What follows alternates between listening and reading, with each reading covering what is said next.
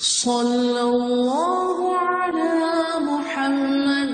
صلی اللہ علیہ وسلم۔ اعوذ باللہ السمیع العلیم من الشیطان الرجیم، بسم اللہ الرحمن الرحیم، والصلاة والسلام علی رسول الکریم۔ بخاری شریف کتاب الجماع والامام جاری ہے۔ آج حدیث ہم پڑھیں گے 623، اور یہ حدیث جو ہے یہ اسی باب سے ہے جو ہم نے پچھلی دفعہ شروع کیا تھا کہ فضل الفجر فی الجماع، کہ نماز فجر باجماعت ادا کرنے کی فضیلت کا بیان۔ جو حدیث ہے 623، اور یہ حدیث حضرت ابو موسیٰ اشعری رضی اللہ تعالیٰ عنہ سے روایت ہے۔ عن ابی بردہ عن ابی موسیٰ رضی اللہ تعالیٰ عنہ فرماتے ہیں قال النبی صلی اللہ علیہ وسلم، کہ نبی کریم صلی اللہ علیہ وسلم نے فرمایا اعظم الناس اجرا فی الصلاۃ، کہ لوگوں میں نماز کا سب سے زیادہ ثواب ان کو ملتا ہے ابعدہم، جو دور کی مسافت سے مسجد میں آتے ہیں، فابعدہم ممشی، اور پھر جو زیادہ دور کی مسافت سے چل کے آتے ہیں، والذی ینتظر الصلاۃ، اور وہ شخص امام کے ساتھ نماز باجماعت کے انتظار میں رہتا ہے، حتی یصلیھا مع الامام، یہاں تک کہ وہ نماز امام کے ساتھ پڑھ لیتا ہے۔ اعظم اجرا من الذی یصلی ثم ینام، اس شخص کی نسبت اسے زیادہ اجر ملتا ہے جو اکیلے نماز پڑھ کے سو جاتا ہے، اکیلے نماز پڑھتا ہے اور پھر سو جاتا ہے۔ یعنی یہاں پہ دو طرح کا اجر جو ہے وہ بتایا گیا، دو طرح کے لوگوں کے لیے اجر بتایا گیا۔ ایک وہ کہ جو دور سے آتے ہیں، یعنی جتنے زیادہ قدم چل کے آتے ہیں انہیں اتنا زیادہ اجر ملتا ہے، اور دوسرا اس شخص کے لیے جو آتا ہے مسجد اور امام کے ساتھ نماز کا انتظار کرتا ہے، اسے بیٹھنا پڑتا ہے تو وہ بیٹھتا ہے اور بیٹھ کے نماز کا انتظار کرتا ہے، تو اسے ظاہر بہت زیادہ اجر ملتا ہے مسجد میں بیٹھنے کا، انتظار کرنے کا، اور پھر باجماعت نماز پڑھنے کا۔ اور ایک شخص ہے جو گھر میں ہی اکیلا ہی نماز پڑھتا ہے اور پھر سو جاتا ہے کہ پتہ نہیں کب نماز ہوگی، کتنا وقت ہے، تو ظاہر ہے اس کا اجر جو ہے وہ کم ہے۔ تو باجماعت نماز مسجد میں پڑھنے سے بہت سی فضیلتیں جمع ہو جاتی ہیں۔ ایک تو مسجد کی طرف جانا، جتنے قدم چل کے جائیں گے اور جتنی دور سے جائیں گے اتنا اجر ہوگا، دوسرا امام کے ساتھ نماز پڑھنا، اور تیسرا مسجد میں نماز پڑھنا۔ اور یہ بھی پتہ چلتا ہے کہ جتنی مشقت ہوگی اتنا اجر ہوگا، اور فجر کی نماز میں حاضر ہونے میں ظاہرہ مشقت زیادہ ہے، اس لیے کہ نیند توڑنا اور جانا، اور پھر آج کل جیسے سردی ہیں ٹھنڈ میں جانا اور جا کے نماز فجر پڑھنا، تو اس میں زیادہ ثواب ہوگا اس شخص کے لیے جو جتنی محنت کرے گا۔ اگلا باب ہے فضل تہجیر الی الظہر، کہ ظہر کی نماز کے لیے اول وقت میں جانے کی فضیلت کا بیان۔ یہ ہم پیچھے پڑھ چکے ہیں کہ تہجیر جو ہے یہ حاجرہ سے ماخوذ ہے، اور حاجرہ دوپہر کے وقت کو کہتے ہیں، اور ظہر کے وقت کو حاجرہ بھی کہا جاتا ہے اور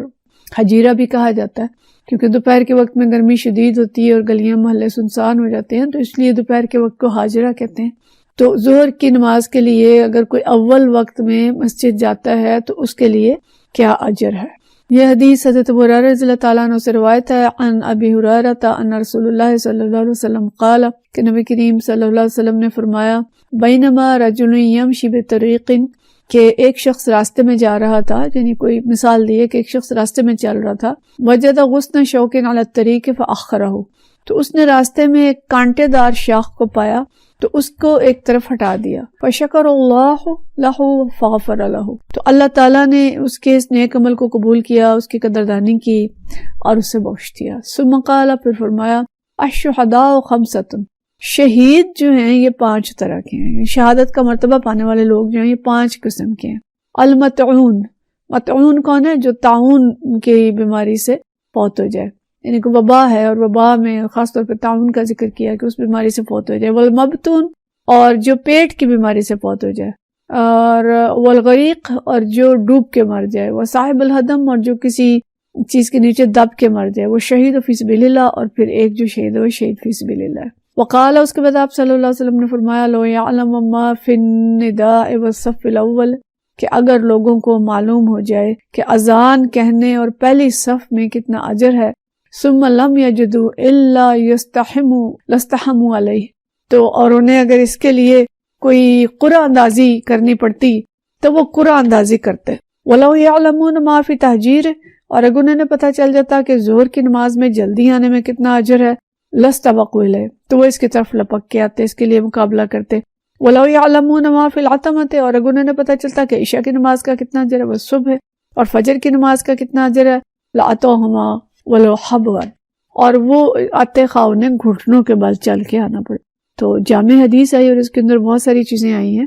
پہلا ذکر اس شخص کا ہے کہ جو راستے میں کوئی کانٹے دار جھاڑی پاتا ہے اور اس کو راستے سے ہٹا دے۔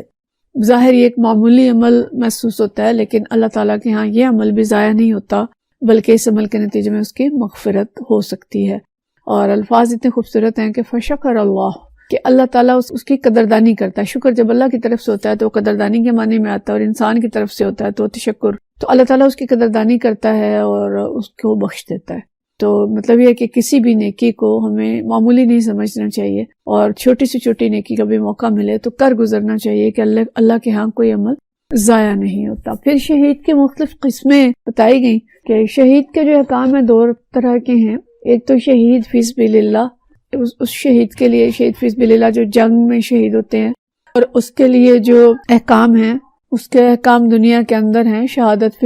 فی حق احکام دنیا کا معنی ہے کہ شہید کو غسل نہیں دیا جائے گا اور اسے نیا کفن نہیں پہنایا جائے گا، بلکہ اس کے اپنے ہی لباس میں بغیر غسل کے اور نماز جنازہ پڑھ کے اس کو دفن کر دیا جائے گا۔ یعنی اس کے وہی کپڑے مبارک ہوتے ہیں جو خون اس کو لگا ہوتا ہے، اسی خون کے ساتھ اس کو دفن کر دیتے ہیں۔ اور شہید فی حق احکام الآخرہ سے مراد ایسا شخص ہے کہ جس کو آخرت میں وہ مقام ملے جو شہید کا مقام ہوتا ہے۔ تو وہ فی احکام الآخرہ جو ہے وہ ہیں جن کا یہاں پہ ذکر کیا گیا ہے۔ تو اس میں سے پہلا وہ ہے کہ جو طاعون کی بیماری سے مرا، طاعون ہوا وبا کے اندر اور اس کی موت واقع ہو گئی، جسے بعض علماء کہتے ہیں کہ باقی جو وبائیں ہیں وہ بھی اس کے اندر شامل ہیں۔ اور دوسرا وہ شخص جس کا پیٹ خراب ہو اور اس کو مسلسل دست پر دست آتے ہیں یا اس کو ہیضہ ہوتا ہے، یہ بھی شہداء میں سے ہیں۔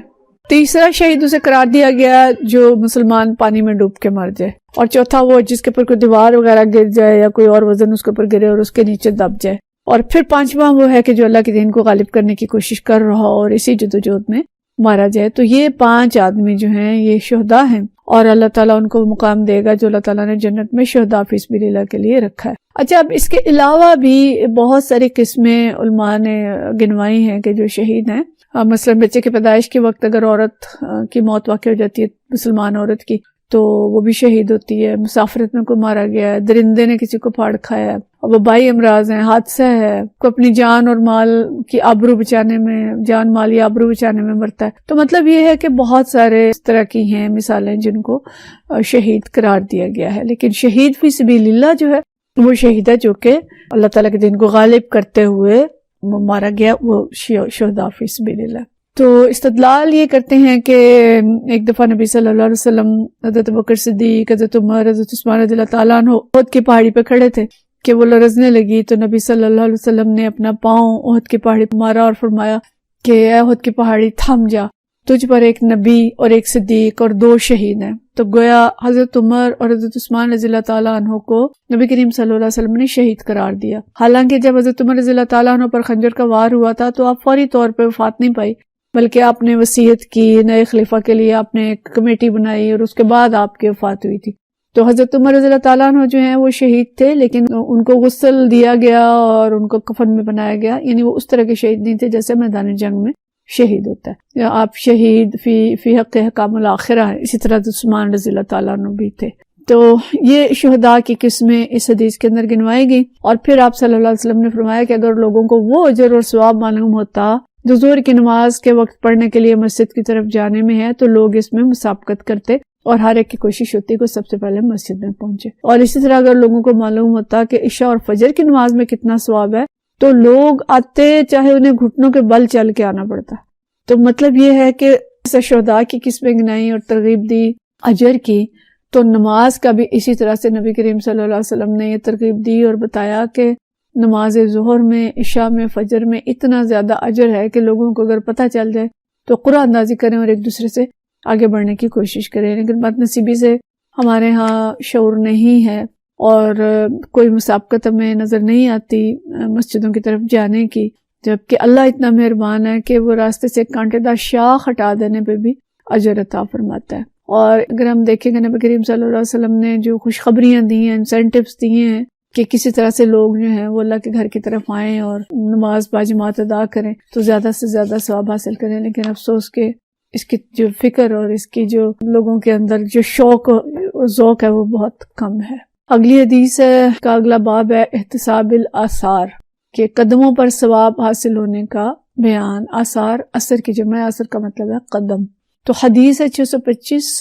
اور یہ حدیث حضرت انس رضی اللہ تعالیٰ عنہ سے روایت ہے۔ عن انس قال، حضرت انس فرماتے ہیں قال نبی صلی اللہ علیہ وسلم یا بنی سلمہ الا تحتسبون آثارکم، اے بنی سلمہ کیا تم اپنے قدموں کا ثواب نہیں حاصل کرنا چاہتے؟ وقال مجاہد فی قولہ، مجاہد اس بات کی تشریح کرتے ہوئے فرماتے ہیں وَنَكْتُبُ مَا قَدَّمُوا وَآثَارَهُمْ، یہ جو سورہ یاسین کی آیت ہے کہ ہم جو کچھ انہوں نے آگے بھیجا اس کو بھی لکھ رہے ہیں اور جو کچھ انہوں نے پیچھے چھوڑا اس کو بھی ہم لکھ رہے ہیں۔ قال، اور انہوں نے کہا خطاہم یعنی ان کے قدم، آثارہ سے مراد ان کے قدم ہیں جو نیکی کی طرف اٹھتے ہیں یا مسجد کی طرف اٹھتے ہیں۔ وقال ابن ابی مریم، اور ابن ابی مریم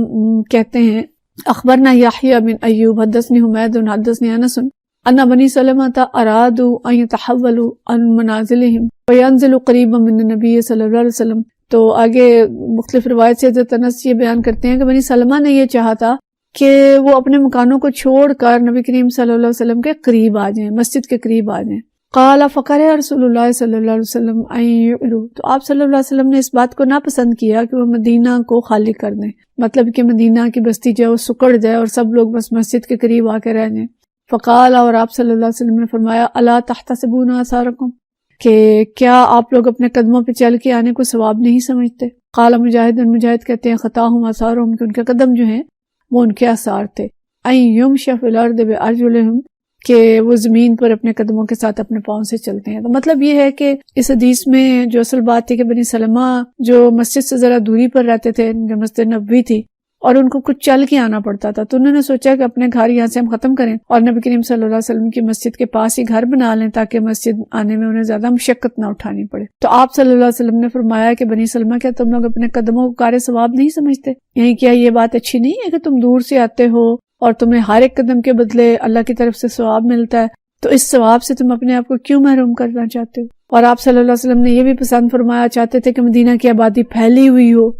اور زیادہ سے زیادہ خطہ زمین جو ہے وہ مدینہ منورہ کی آبادی سے بھر جائے، لوگ یعنی سمجھیں کہ اب مسلمانوں کی آبادی جو ہے بہت زیادہ ہو گئی ہے، تو اگر سب لوگوں کو اجازت ملتی، سب مسجد کے قریب آ جاتے تو مدینہ کا شہر چھوٹا ہو جاتا۔ تو آپ صلی اللہ علیہ وسلم نے اس کو پسند نہیں کیا، لیکن جو اصل اس حدیث کو لائے ہیں اس باب میں، اس سے مراد کیا ہے کہ مسجد کی طرف زیادہ قدم چل کر جانے کا ثواب زیادہ ہے، اور جتنا زیادہ چل کے جائیں گے، لیکن اس کا یہ مطلب نہیں ہے کہ گھر کے قریب کو مسجد ہو تو اس کو چھوڑ کے دور والی مسجد میں جایا جائے۔ البتہ یہ علماء کہتے ہیں کہ ہاں اگر گھر کے قریب کوئی مسجد ہے، اس کا امام ٹھیک نماز نہیں پڑھاتا، اس کی قرات ٹھیک نہیں ہے، یا وہ بدعات کا شکار ہے، یا کوئی ایسی وجہ ہے کہ اس کی کسی کوتاہی کی وجہ سے لوگ اس کو پسند نہیں کرتے، تو پھر دور والی مسجد میں جایا جا سکتا ہے، یا دور والی مسجد میں تعلیم اچھی ہوتی ہے، وہاں پہ کوئی درس وغیرہ ہوتا ہے، فوائد زیادہ ہیں، تو پھر دور کی مسجد میں جا سکتے ہیں، ورنہ یہ کہ اپنی قریبی مسجد جو ہے اس کو ترجیح دینی چاہیے۔ تو بہرحال یہ کہ جتنا دور سے جائیں گے اتنا زیادہ ثواب ہوگا۔